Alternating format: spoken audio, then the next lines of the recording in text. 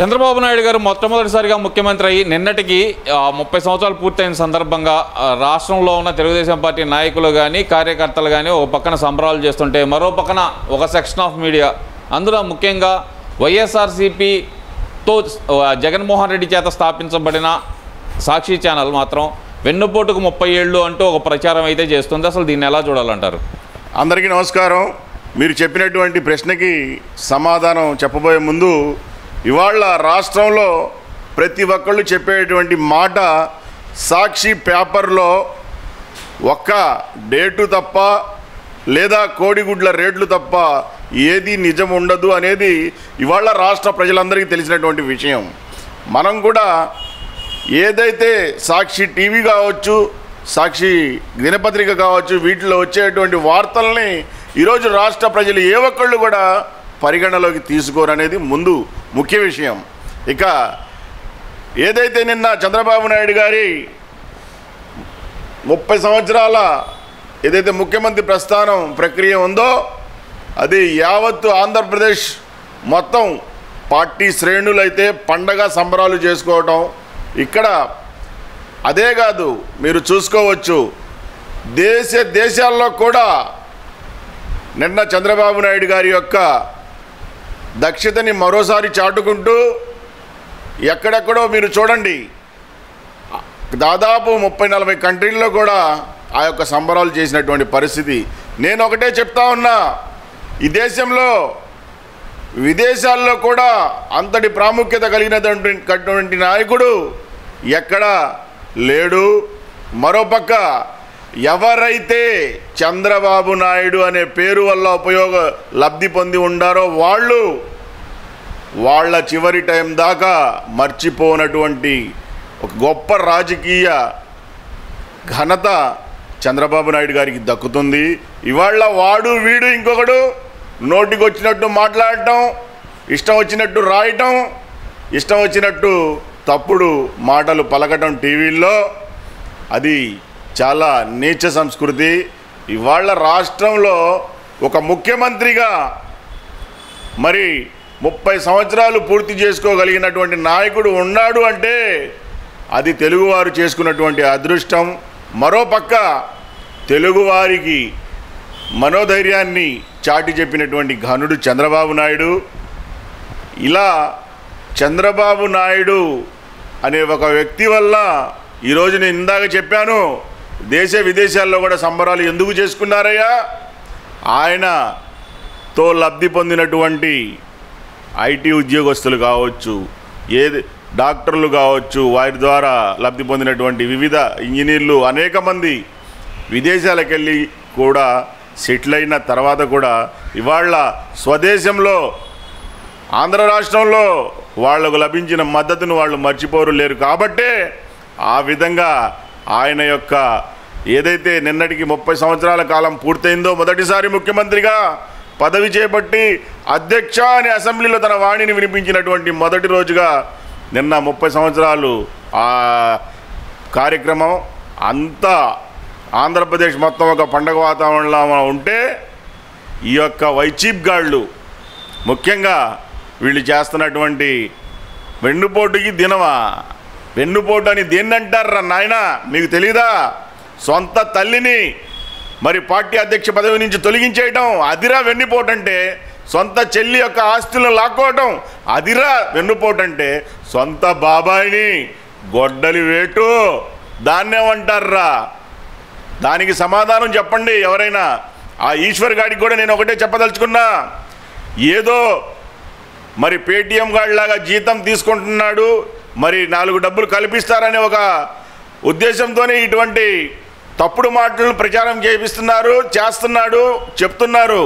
నేను అందరికీ ఒకటే చెప్పదలుచుకున్నా, ఇవాళ మనస్సాక్షికి విరుద్ధంగా ఏ పని ఎవడు కూడా చేయకూడదు. ఇవాళ ప్రతి ఒక్కడికి మనస్సాక్షి అనేది ఉంటుంది. ఏదైనా నిజాన్ని నిర్భయంగా చెప్పాలి లేదా మానుకోవాలి. కానీ ఒక వ్యక్తి యొక్క గొప్పతనాన్ని మీరు గొప్పతనం రాది.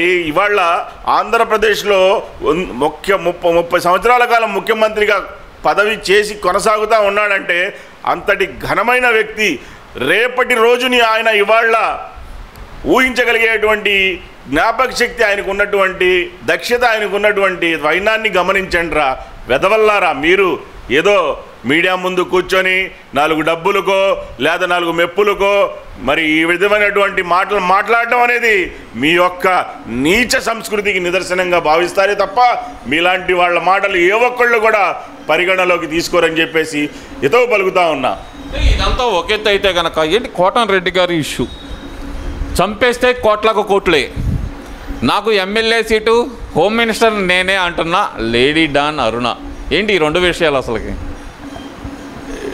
మరో రాష్ట్రంలో సంచలనంగా మారినటువంటి కోటంరెడ్డి శ్రీధర్ ఎవరైతే జగన్మోహన్ రెడ్డి అలాగే రాజశేఖర్ రెడ్డితో అనుసంధానంగా ఉన్నటువంటి ఒకప్పటి వైసీపీ నాయకుడు వాళ్ళ యొక్క పార్టీ తీరుపై విసిగి వేసాగి ప్రజా శ్రేయస్సు కొరకు నేను ఈ పార్టీ నుంచి తప్పుకుంటున్నానని చెప్పి అధికారం ఉన్నప్పుడే 16 నెలలకు ముందే ఆ యొక్క పార్టీకి రాజీనామా చేసి మరి ఆయన పక్కకు వచ్చినటువంటి పరిస్థితిని చూస్తే ఇవాళ కోటంరెడ్డి శ్రీధర్ రెడ్డితోనే ఆ నెల్లూరు జిల్లా కావచ్చు, రాయలసీమలో కావచ్చు, వాళ్ళ యొక్క రాజకీయ ప్రస్థానం పతనమైందని భావించారు. కాబట్టే మరి ఎవరో మరి డబ్బులు కట్టలా ఏదేదే వీడియో మాట్లాడారో వాళ్ళకి ఎవరిస్తారో ఆ యొక్క నిజాన్ని నిగ్గు తేల్చాలని చెప్పేసి పోలీసు శాఖకి విచారణ సంస్థలకు కూడా మేము ఒక విషయం చెప్పదలుచుకున్నాం.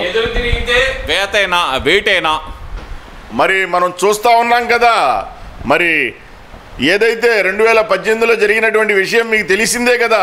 సొంత బాబాయ్ వీళ్ళు ఒకటేసారి ఎదురు తిరిగినా లేదా వీళ్ళకి రాజకీయ లబ్ధి లభించింది అనుకున్నా వీళ్ళ యొక్క నైజం మర్డర్లు చేసి రాజకీయ ప్రస్థానాన్ని కొనసాగించడం అనేది ఇవాళ దేశంలో అంటుపట్టుకున్నటువంటి సంస్కృతి వైసీపీ పార్టీది, జగన్మోహన్ రెడ్డి గారిది. దాంట్లో భాగంగానే వాళ్ళకు అడ్డొస్తే తొలగించడం లేదా రాజకీయ లబ్ధి లభించింది అనుకుంటే ఆ శవాలతో రాజకీయం చేయడానికి వాళ్లకు డెడ్ బాడీలు కావాలి. దాంట్లో భాగంగానే ఇవాళ కోటంరెడ్డి శ్రీధర్ రెడ్డిని కూడా మరి అక్కడ ఆయన ఒక ముళ్ళులాగా వారికి తయారైనటువంటి పరిస్థితి.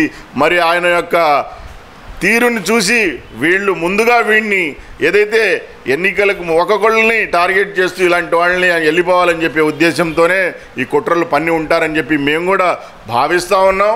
ముఖ్యంగా చెప్పండి అంటే ఇక్కడ ఈ విషయం ఒక పక్కన పెడితే కనుక ఏంటి అసలుకి వైసీపీ అధికారంలోకి వస్తే మేము హోంమంత్రి అంటూ ఒకళ్ళ తర్వాత ఒకళ్ళు బయటకు వస్తున్నారు. మనం చూస్తే కనుక నందిగం సురేష్ భార్య గారు ఆమె వచ్చారు, ఆమె కాబోయే హోంమంత్రిని అన్నారు. ఇప్పుడు ఈ మొన్న ఏదైతే అరెస్ట్ అయిందో లేడీ డాన్ అరుణ గారు, ఆమెకు పోలీసు విచారణలో మీకు ఏమన్నా పని కావాలంటే మీకు చేసి పెడతాను, నేనే కాబోయే హోంమంత్రిని అని ఆమె ప్రకటనలో.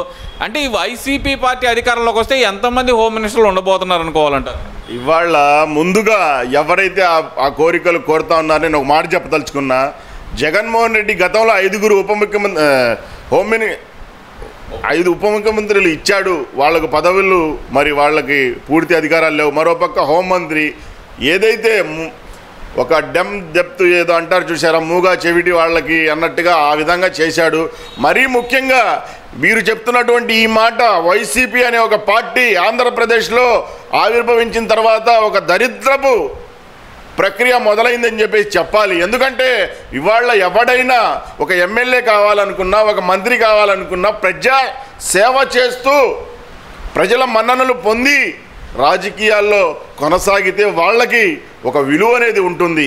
ఇవాళ మీరు చూడండి, అదేదో లేడీ డాన్ నెల్లూరులో ఆమె ఆగడాలు అంతా ఇంత కాదు. ఇవాళ ఆమె పోలీస్ వ్యవస్థను మొత్తం మేనేజ్ చేసిందంట. అంటే రాంగ్ ట్రాకు, ఏదైనా అక్రమార్జన ద్వారా, రౌడీజాల ద్వారా, దౌర్జన్యాల ద్వారా డబ్బు సంపాదించేసి విచ్చలవిడిగా తద్వారా మరి అడ్డదారిలో రాజకీయాల్లోకి వచ్చి నేను ఉప ముఖ్యమంత్రి కావాలా, నేను హోంమంత్రి కావాలా అనే కోరికలు కోరటం మరి ఇవాళ జగన్మోహన్ రెడ్డి లాంటి ఒక నాయకుడు కల్పించినటువంటి ఆశలు ఆ విధంగా ఉన్నాయి. కాబట్టే ఇవాళ రాష్ట్రం ఇంతటి దరిద్రానికి మరి ఆయన 2019 నుంచి 24 దాకా పరిపాలించినటువంటి పరిపాలనలో ఆ విధంగా జనాలకు అలవాటు పడ్డారు. మెయిన్ ఈజీ మనీకి చాలా అలవాటు పడ్డారు ఆ టైంలో. మరోపక్క ఆయన పరిపాలనా కాలంలో జరగనటువంటి ఘోరం ఏదైనా ఉందా? ఇవాళ ముఖ్యంగా చూసుకోండి, ఆనాడు మరి కల్తీ మందుతో ఎంతమంది చనిపోయారు, మరోపక్క ఎంత పెద్ద స్కాములు జరిగినాయి 2019 నుంచి 24 దాకా, మరోపక్క యువత ఎంత రాంగ్ ట్రాక్ మరి నడిచింది. ఎందుకంటే ఆనాడు గంజాయిని విచ్చలవిడిగా మరి ఆ విధమైనటువంటి సరఫరాలు, ఆ విధమైనటువంటి దందాలు జరిగినాయి. కాబట్టే ఇవాళ వీళ్ళు రాజకీయానికి రౌడీయిజం అనేది ఒక ట్రాక్ లాగా భావించారు. కాబట్టే ఆ విధమైనటువంటి దారిలో నడవాలనే ఉద్దేశంతో ఇవాళ ఇలాంటి వాళ్ళకి కోరికలు పుట్టుకుంటా వస్తున్నాయి. ఖచ్చితంగా ఒకటైతే చెప్పవచ్చు, ఏదైతే ఎవరు ఏదైనా కావాలని కోరుకోవడం మంచిదే, కానీ ఏది రాజకీయంగా ఎదగాలనుకునే వాళ్ళు ప్రజా సేవతో, ప్రజా మన్ననతో ఎదగాలనేది ఇవాళ ప్రతి ఒక్కళ్ళు కూడా కోరుకుంటున్నటువంటి విషయం అని చెప్పేసి సందర్భంగా చెప్తా ఉన్నా.